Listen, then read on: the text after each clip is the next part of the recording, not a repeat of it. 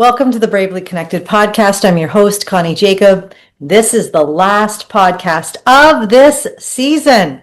It's summertime. It's time to take a break. I have enjoyed showing up week after week, giving you free tools on how do you connect at home, at school, and in your community. I would encourage you, go back, listen to some of those podcasts. If you are just new to the podcast, go listen. There's so many things there for you. It's going to be a great summer of you just going through the material and seeing how it can help you in this moment where you're at right now.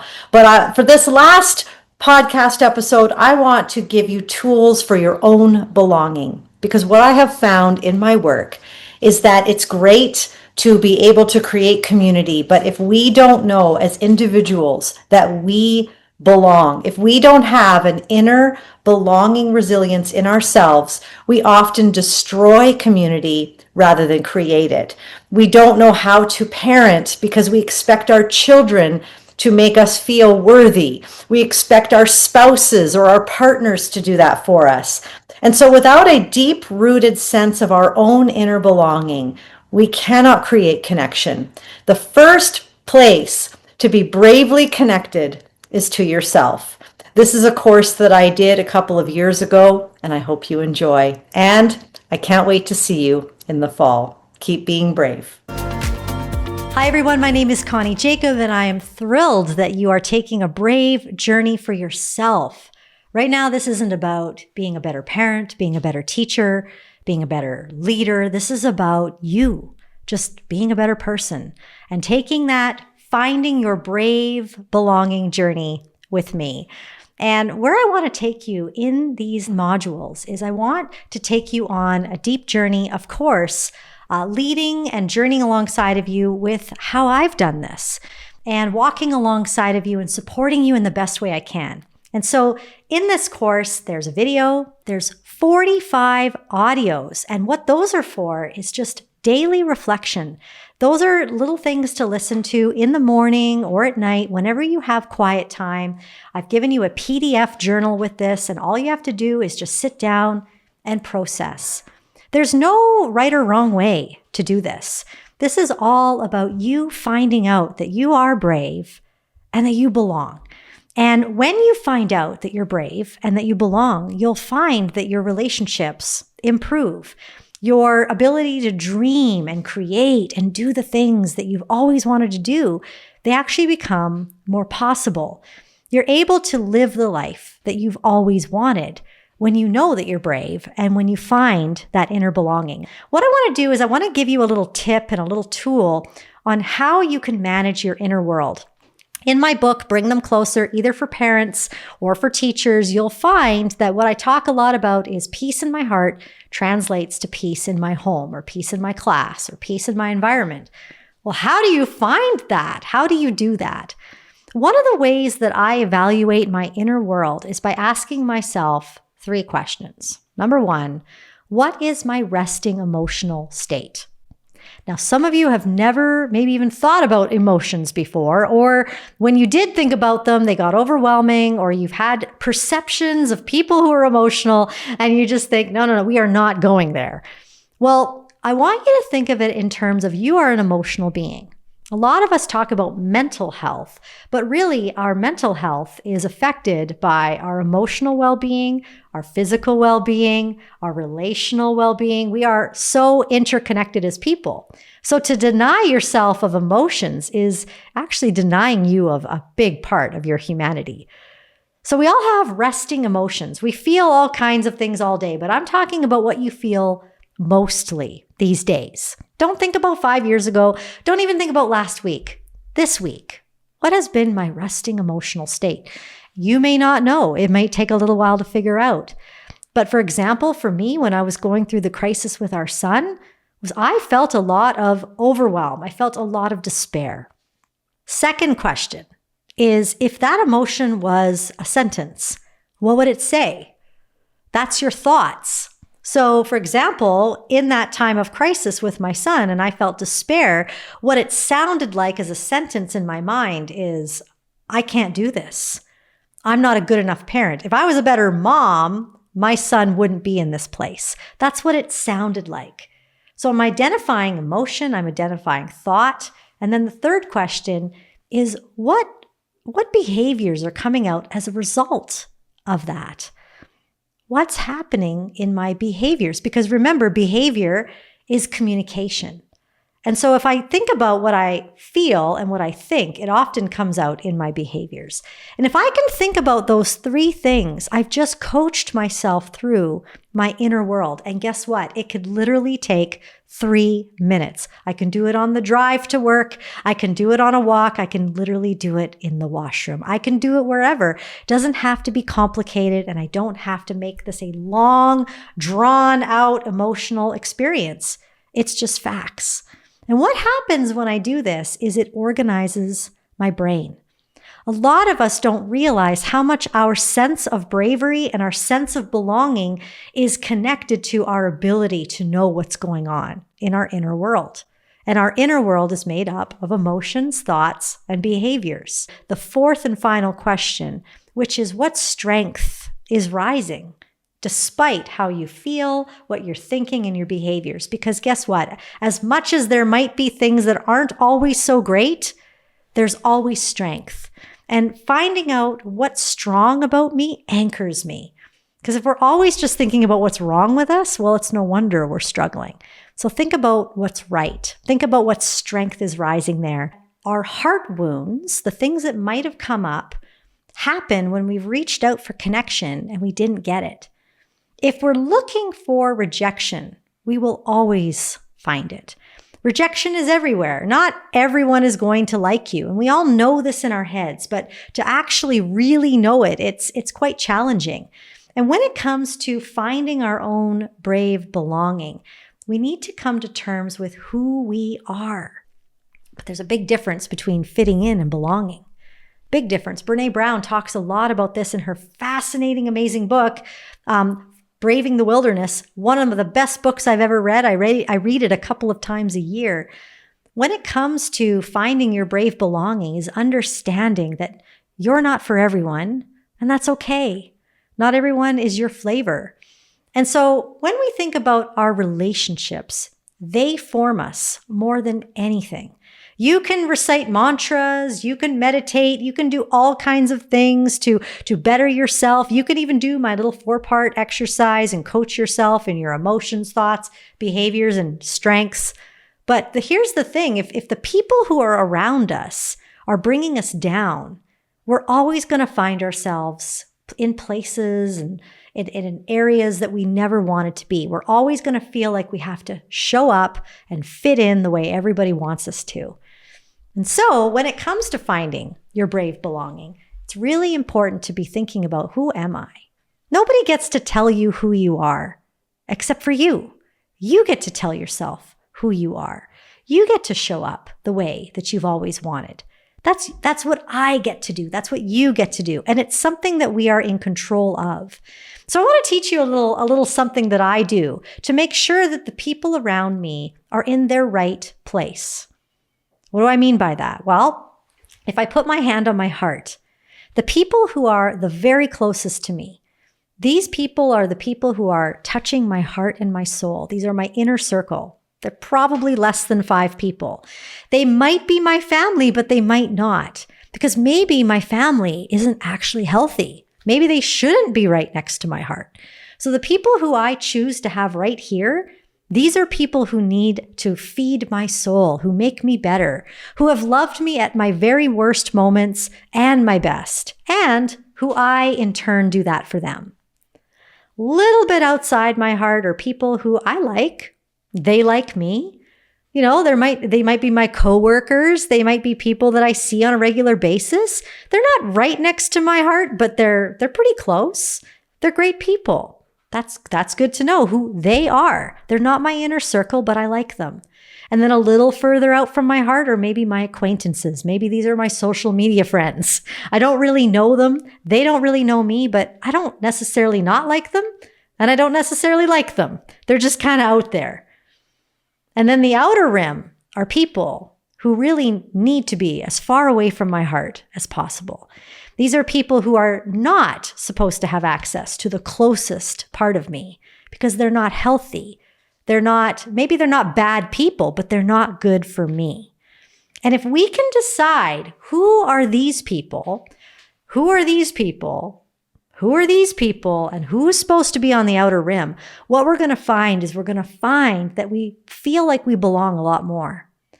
When I don't feel like I belong, I can guarantee you I'm trying to get someone out here on my outer rim to be right next to my heart because I'm reaching out for connection to somebody who wasn't meant to give that to me. So only you get to decide who's right here and who's out here.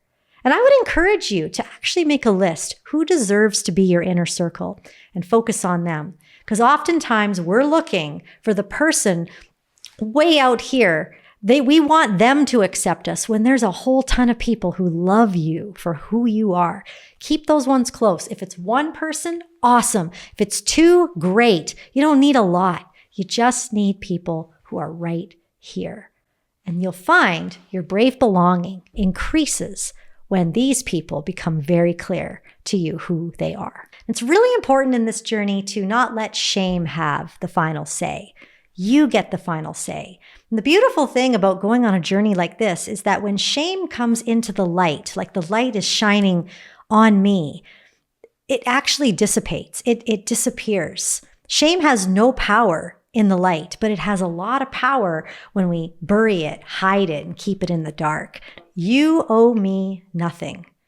Wouldn't it be amazing to be in relationships where you don't expect people to do things for you or to do anything for you? Could you imagine being in a relationship? Could you imagine if me and my spouse had a relationship where I can just say to him, you owe me nothing? Now, in the real world, I don't know if that's completely possible. And we have to be very careful because some of us do live like that. Oh, no, don't help me. I'm just a lowly little person. You don't need to, you don't need to give me anything. You don't need to love me. And I do want to say that this is not about whether you're receiving or giving love. I'm talking about expectations. Expectations to expect someone else to give you the belonging. That's not their job. And so there's this beautiful aspect of understanding that people don't really owe us anything.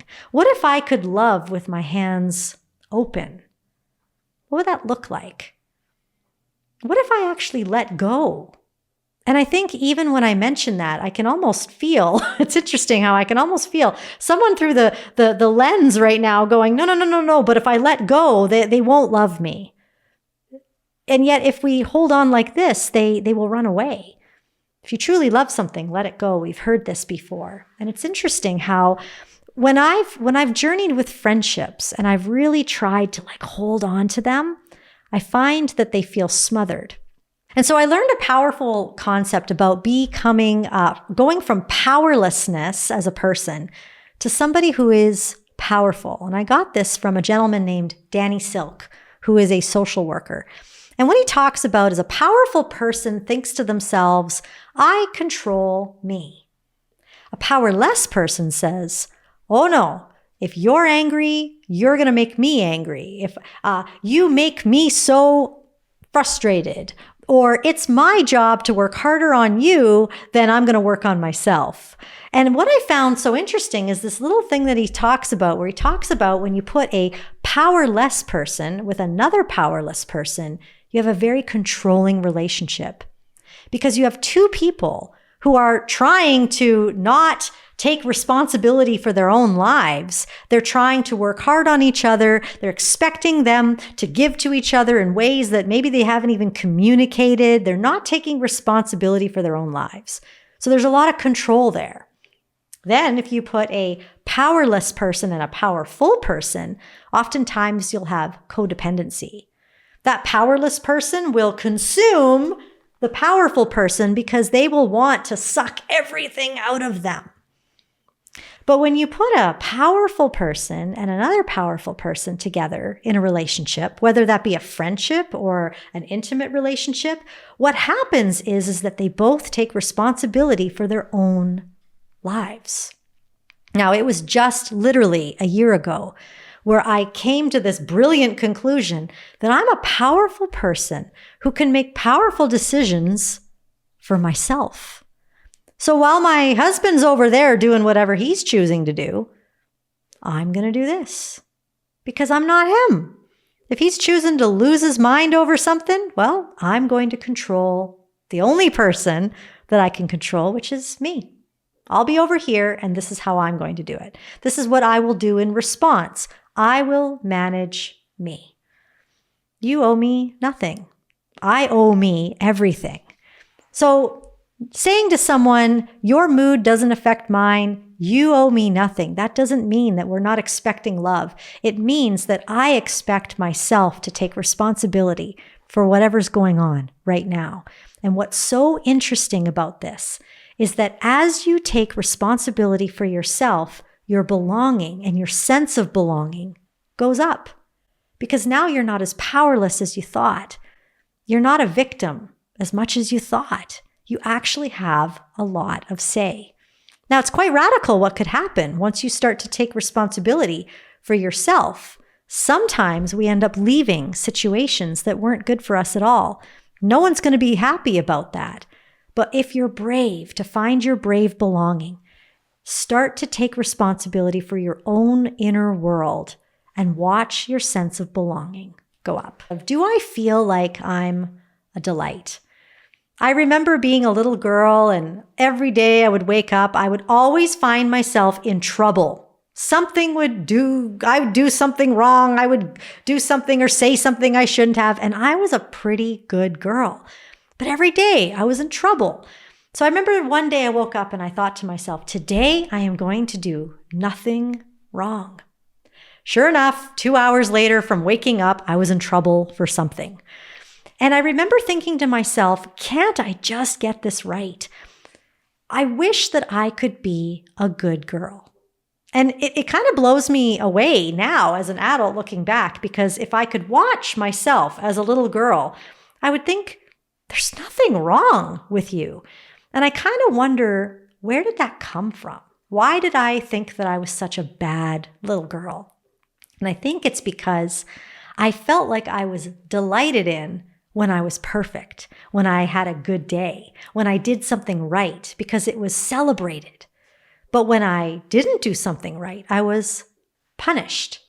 And that put those neural pathways together in my brain that said, you're only a delight when you're doing things right. I wonder how many of us feel the same way. I'm only a delight when you fill in the blank, when I say the right things, when I show up this way. Do we feel like we are a delight to our families, to our friends? And again, knowing who those people are right against your chest, those are people who find you to be a delight. If they don't, then they need to be put out to the outer rims, wherever they belong. Because you are delightful. You are. Just being human, there's beautiful, quirky, amazing parts of who you are. And when someone doesn't see that, what replaces delight is shame. And the problem with shame is that it's kind of sneaky, and it sounds a lot like our own voice. But really what it is it's years of not feeling delighted in, where we expected delight. A lot of times we expect delight from our family, school even. When the adults don't delight in us, it pushes us downwards towards shame. Now, what's great is that you're not powerless. Remember, you get to choose who's against your chest. You get to choose those inner circle people. And so one way you can decide who they are is who is delighting in you, and are you delighting in them? It's a two-way street. Because the more you feel delighted in, the more you will feel brave to live your dreams and to do the things that you've always wanted to do, but the more you will also feel that sense of belonging. I used to think that when someone was angry, that meant that they were angry at me. Or if they were frustrated, I thought they were frustrated with me. And yet, so many times, it wasn't about me at all. It was about whatever they were feeling or whatever situation was going on for them. But I would take it on myself. Or I became so empathetic that I would pick up on everybody's emotions that now I'm carrying everybody else and I don't even know what I feel anymore. This idea of your mood doesn't affect me is this idea of I'm not responsible for other people's emotions.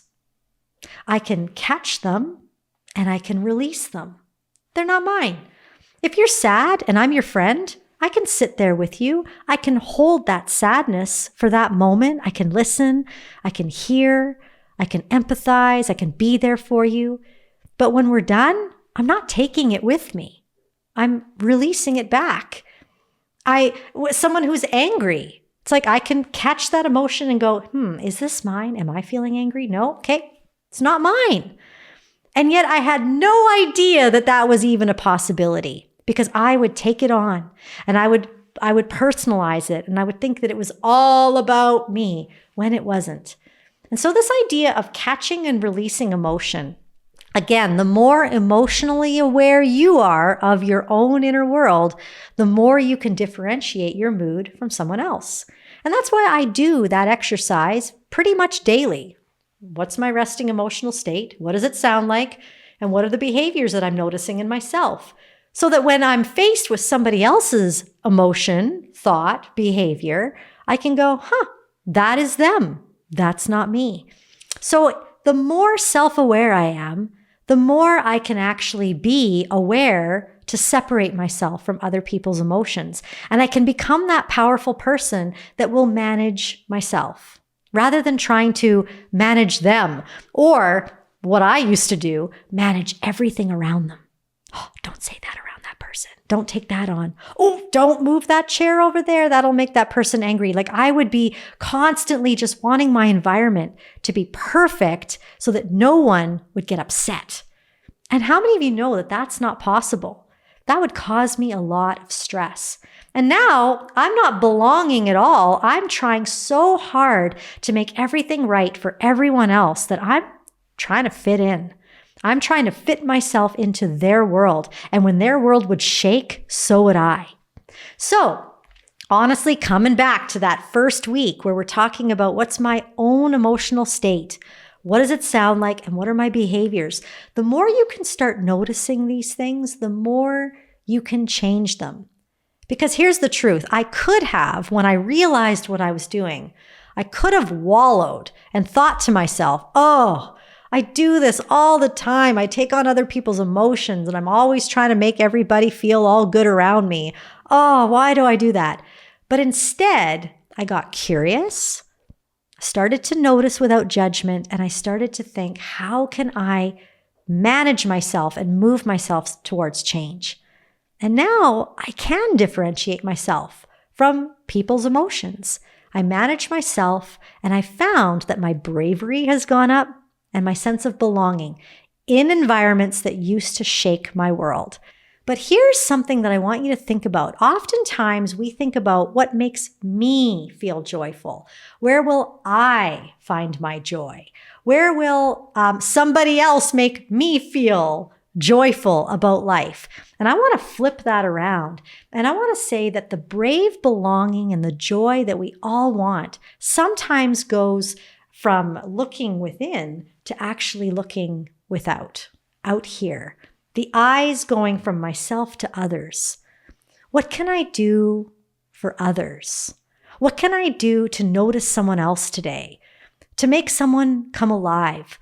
Who can I encourage today? Who can I speak life into today? How can I make someone else's day wondrous?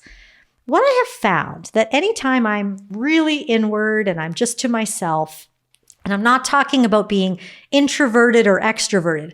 I'm talking about those times where I'm kind of like, poor me. It's, just focused on me. I find that joy isn't there. But I get so much joy when I look at someone, maybe give them an encouraging word, and I see their face light up. It's really beautiful. The people who often can create belonging the best are people who have never felt like they truly belonged. I found that very interesting. I've had numerous talks with different people, and even for myself, always feeling a little outside the circle, feeling like I haven't really truly always fit in with the cool kids. I find my own belonging when I create it for someone else. That's when I have felt my bravest. That's when I have felt like I've belonged the most. But what's interesting is that when I've tried to do it without all this work, this inner work that we've done in the last little bit, when I've tried to do it with the effort of just trying to fit in, I get burned. And then I think people suck and I don't want to be around people and I go in my cave. So having this foundational work of all the audios you've listened to and the journaling, finding that belonging in me, you don't owe me anything. Your mood does not affect mine. I manage me. When I can create belonging for others from those foundations, I find that I experience joy. Joy. Something that I've always wanted others to create for me, I'm now creating for someone else, and it comes back at me tenfold. But find someone today and bless their socks off. Do something for them. It doesn't have to be big. It could literally just be looking someone in the eye and saying hello. It could be noticing someone's strength. What I have found that we live in our world with a deficit of encouragement. People walk around all day with people and things and messages telling them how much they aren't doing or what they don't do well. Imagine they heard a word of life from you today. As you give that, it's going to come back to you tenfold. Remember, you are brave, you belong. Belonging is your birthright.